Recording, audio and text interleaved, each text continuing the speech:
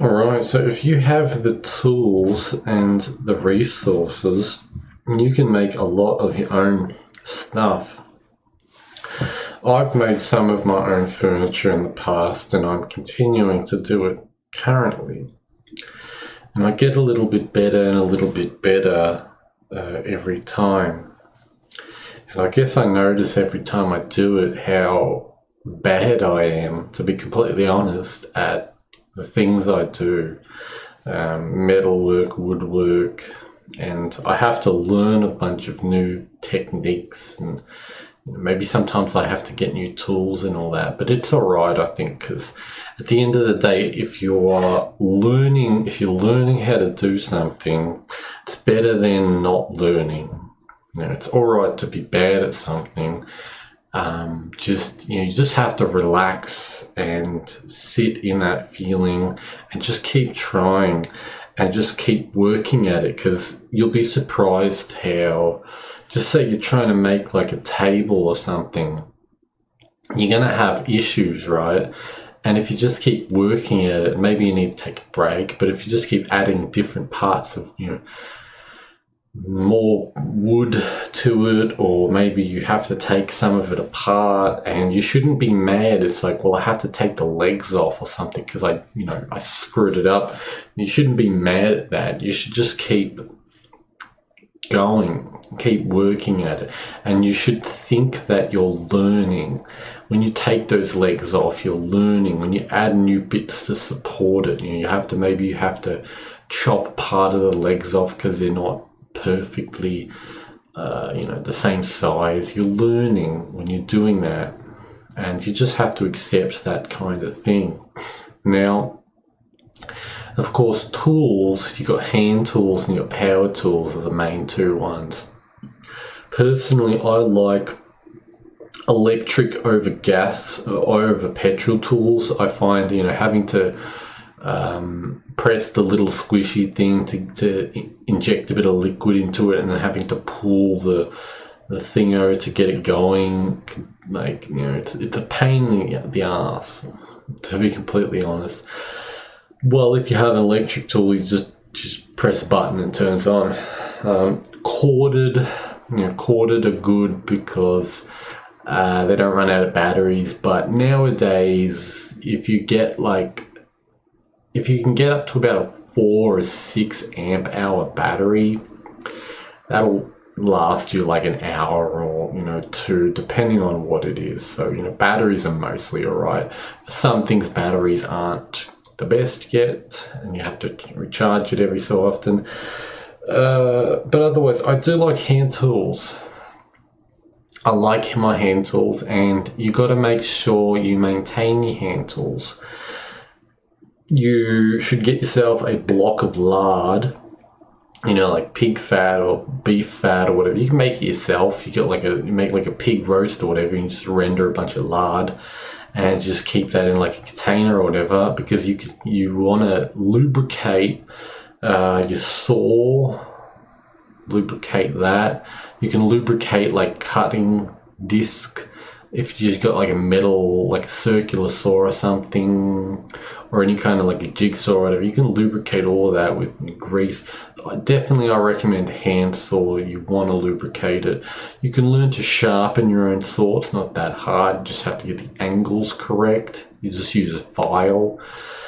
And things like a chisel, again, you got to sharpen that. If you've got knives, you got to sharpen that. Lubricating it with grease or lard will keep things from being weathered. Usually you want to keep your tools inside if you can, or in a shed or whatever. If you keep them outside, it's not very good. But if you do, then just make sure to keep them. Get like a spray varnish and just varnish it all, or you can kind of lard wood as well to stop it from being affected by the weather. Resources, of course, you can scrap a lot of things from, just say if you're chucking something out, you can make like a pile of wood. You just scrap all the good wood from it, You can scrap all the good metal from it. You can scrap all the electronics. You can scrap, I mean, you can even scrap, rocks and bricks and all that. You can get all the mortar off them and recycle all of that. So you can get these kinds of things. You can recycle things. Construction site bins are very, very good if you have a construction site near you and no one's looking and they've chucked a bunch of wood out, they chucked a bunch of metal out. Well, maybe take a little bit because they're not going to use it. They're just going to recycle it. Otherwise, you're going to have to go to the hardware store and buy some wood, which is not cheap, or buy some metal, very much not cheap, sadly. So if you can, get that yourself, it's better. But yeah, I find tools are like an investment. Tools and experience, being able to do your own stuff is an investment. If you can make all your own furniture yourself, is it much cheaper? Yes and no. I mean, realistically, if you worked a day, you could probably buy double what you build, give or take. But is the thing that you build going to be as sturdy, as easy to fix, as personalized? If you make your own table, if you break it, and it's a big if, you should be able to fix it because you made it. If you buy a table, can you fix it? Maybe. If it's a glass table, you probably can't fix it. If it shatters. That's why I don't like glass tables. They're a bit shifty. Even though they're kind of nice in a way. A lot of stuff that you buy is cheap. It's strange because a lot of stuff that is made, mass-produced, I don't understand how it works so effectively. Not to say it works incredibly effectively, but a lot of this stuff, the way that they bind everything together, it's just kind of glued together. Everything's thin and cheap.